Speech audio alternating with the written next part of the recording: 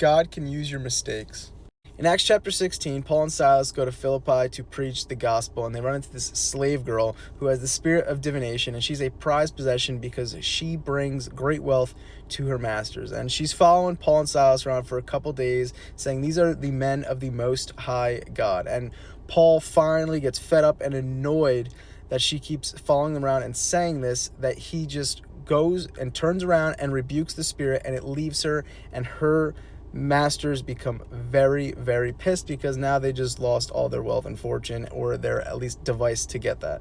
So Paul and Silas are thrown into prison, and while they're in their cell, they're singing songs of praise to God, and the other inmates are listening to this. And while this is going on, an earthquake strikes, the cells of the prison open, the guard on duty sees this happen and draws his sword to kill himself because he thinks they all escaped. But Paul says, "Do not fear, for we are here."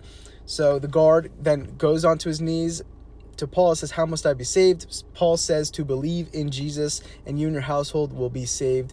And then Paul goes to preach to his household, and they are all saved. This shows me that whenever we make mistakes or decisions that are driven by our emotions, that is not from God, God can still turn it around and use it for his good. Paul, out of his annoyance, drives out this demon from this girl and gets him and Silas thrown into prison. But what does God do? God still shows up and ends up saving not only a man, but his family too. So whatever happens, whatever mistakes you make, God could turn around, flip it, and make it for his good. But I hope you guys enjoyed today and have a great rest of your day.